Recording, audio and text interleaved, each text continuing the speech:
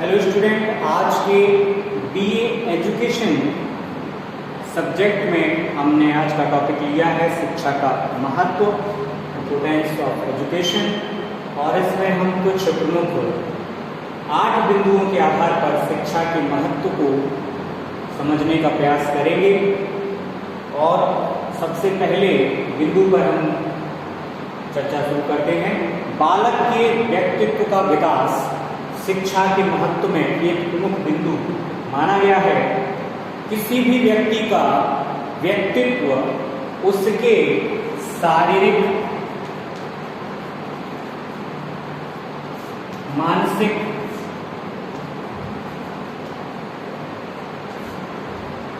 आर्थिक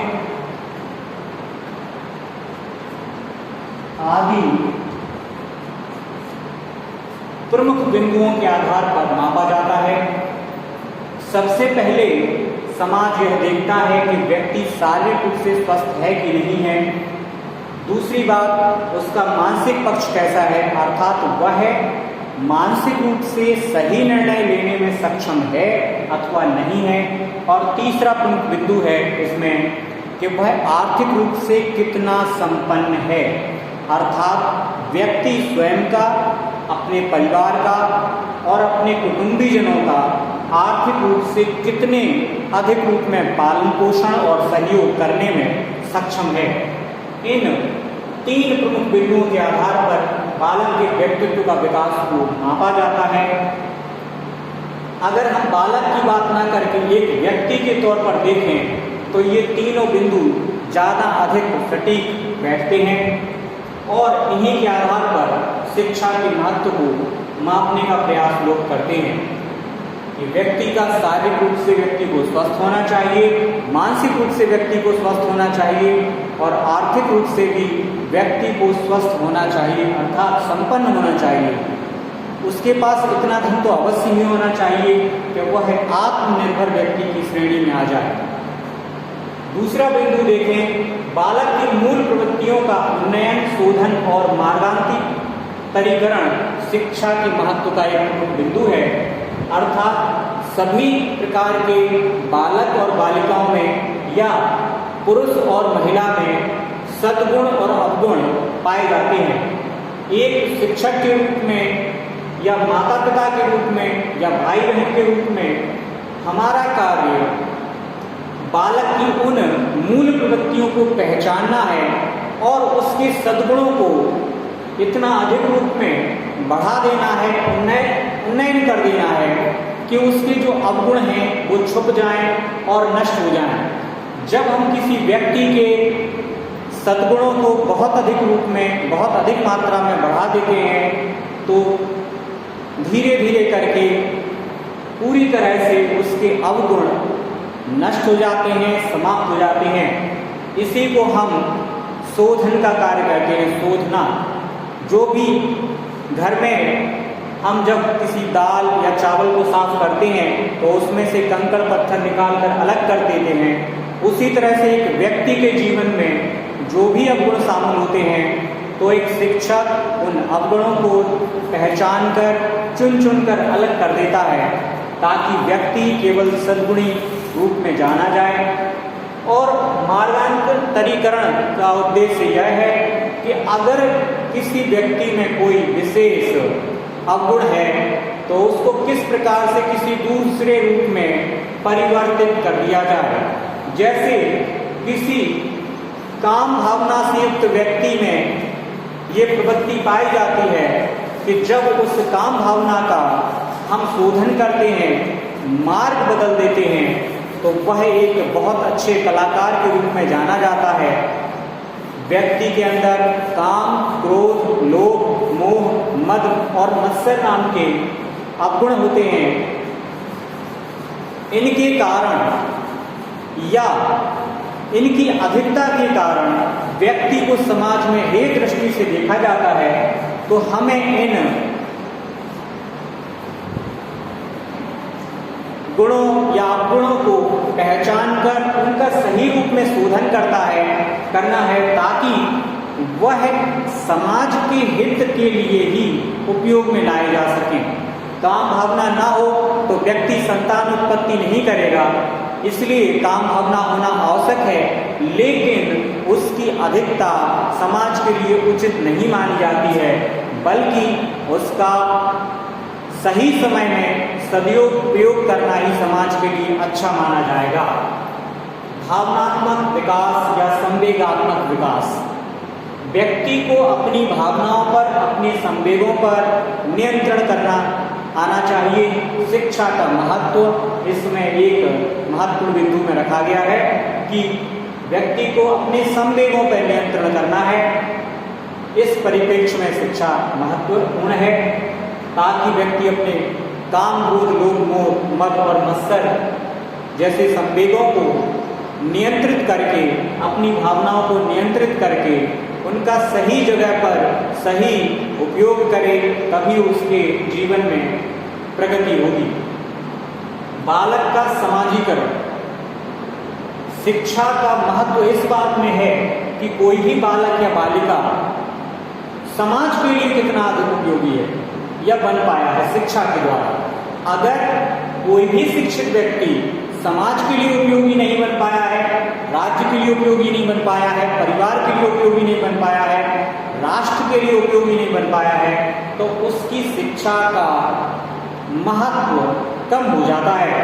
हमें शिक्षा प्रदान करने का जो एक प्रमुख उद्देश्य समाज में रखा गया है कि बालक का उचित रूप से समाजीकरण हो, वह समाज के प्रति अपने उत्तरदायित्व को समझे और उसे पूर्ण करने की दिशा में लगातार अग्रसर रहे। सांस्कृतिक विकास, शिक्षा का महत्व इस महत्वपूर्ण बिंदु से जाना जा सकता है कि सांस्कृतिक विकास से तात्पर्य वह है कि प्राचीन काल में, मध्यकाल में, ब्रिटिश काल में और आधुनिक काल में जितनी भी सांस्कृतिक प्रगति हुई है उनमें नवाचारों का प्रवेश हुआ है, वो सब का सब संक्रमण रूप में अगली पीढ़ी को प्राप्त हो जाए, लेकिन उनमें जो रूढ़ियां हैं, परंपराएं हैं, जो अंधविश्वास है, जो अंधकारपूर्ण बातें हैं, उनको ग्रहण ना किया जाए। केवल सद्विचारों को, नवाचारों को ग्रहण किया जाए ताकि व्यक्ति का सांस्कृतिक विकास वास्तव में उन्नति कर सके। आज भी विभिन्न समाजों में, संप्रदायों में, धर्मों में और जातियों में बहुत सारी कुप्रथाएं प्रचलित हैं, जिनके कारण व्यक्ति का वास्तविक रूप से सामाजिक विकास नहीं हो पा रहा है। हमें उन बाह्य आडंबरों को पहचान कर उनको दूर करना है, हमारे समाज से उनको अलग करना है और केवल उन बातों को ही ग्रहण करना है जिनमें व्यक्ति का विकास संभव हो, समाज की उन्नति निश्चित हो सके। हमें ऐसी बातों को ढोकर नहीं चलना है जो हमारे लिए वर्तमान समय में सदुपयोगी नहीं है। शिक्षा का महत्व इस परिप्रेक्ष्य में बहुत अधिक गहराई लिए हुए है कि केवल सांस्कृतिक प्रगति वह नहीं होती है कि हम प्राचीन परंपराओं को ढोते रहें, बल्कि हम अच्छी परंपराओं को लेकर चलें। हम ऐसी परंपराओं को ग्रहण करें और अगली पीढ़ी को प्रदान करें जिससे कि समाज में वास्तविक रूप से प्रगति हो।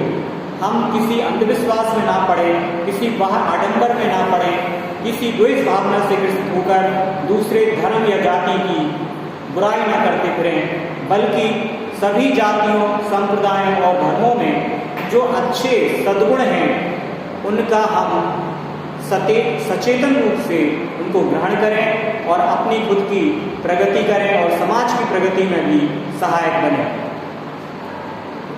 जो छठवां बिंदु है, आगे जीवन के लिए तैयार करना। शिक्षा का महत्व इस बात में निहित है कि एक बालक या बालिका बचपन से लेकर युवावस्था तक किस प्रकार से अपने भावी जीवन के प्रति उत्तरदायित्वपूर्ण तरीके से तैयार हो पाता है। वह शारीरिक रूप से, मानसिक रूप से, आर्थिक रूप से कितने अधिक सक्षम रूप से अपने परिवार की उन्नति करने, अपने कुटुंब की प्रगति करने में सक्षम बन पाया है। मनसा वाचा कर्मणा वो कितने प्रकार से वास्तविक रूप से शिक्षित हुआ है, ना कि किताबी रूप से। वातावरण के साथ सामंजस्य स्थापित करना, देश काल और परिस्थिति के अनुसार निर्णय लेने की क्षमता विकसित करना ही शिक्षा का वास्तविक रूप से महत्व है।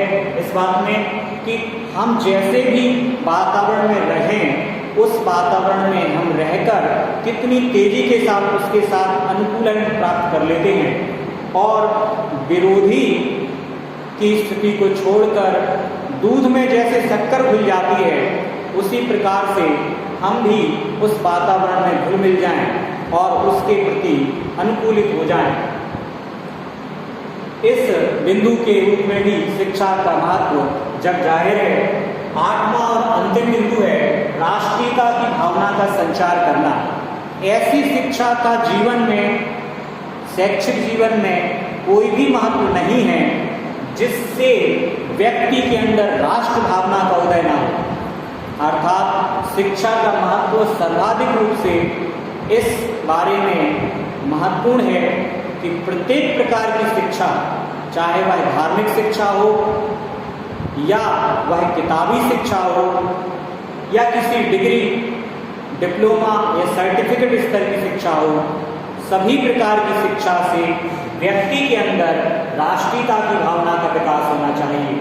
उसका उद्देश्य केवल स्वयं के लिए जीने या कार्य करने का नहीं होना चाहिए, बल्कि शिक्षा इस प्रकार की दी जानी चाहिए कि एक बालक और बालिका में राष्ट्रीयता से बढ़कर किसी और भावना के लिए कोई स्थान ना हो।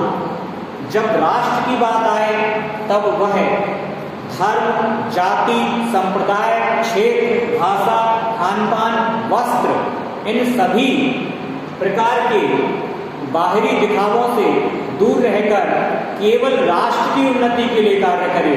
राष्ट्र ही उसके लिए सर्वोपरि बन जाए, बाकी सब उद्देश्य उसके लिए गौण हो जाए। वह इन सभी उद्देश्यों के लिए कार्य तो करे, लेकिन कभी भी राष्ट्र के प्रति वह गलत व्यवहार ना करे। अर्थात हमें राष्ट्र को सर्वोपरि स्थान पर रखना है, उसके बाद दूसरे उद्देश्य आते हैं। क्योंकि व्यक्ति का जन्म इसी राष्ट्र में हुआ है, तो हमें उसे इस प्रकार का नागरिक बनाना है, चाहे वह बालक हो या बालिका हो। हमें इसे इस प्रकार का नागरिक बनाना है कि उसके अंदर राष्ट्र की भावना प्रबल हो, वो राष्ट्र के हित में ही सर्वाधिक रूप से कार्य करे। मनसा वाचा कर्मणा, केवल राष्ट्र भावना ही उसके अंदर प्रज्वलित हो और बाकी सभी प्रकार की भावनाएं गौण स्थान ले लें, अर्थात उनका स्थान सेकेंडरी हो जाए और केवल राष्ट्रीय भावना ही प्रथम स्थान पर रहे। आज के जो प्रमुख बिंदु हैं शिक्षा के महत्व में, उनमें हमने आज 8 बिंदुओं पर चर्चा की है और हमें विश्वास है कि यह जो टॉपिक है वो उचित रूप से आपने ग्रहण किया होगा। धन्यवाद।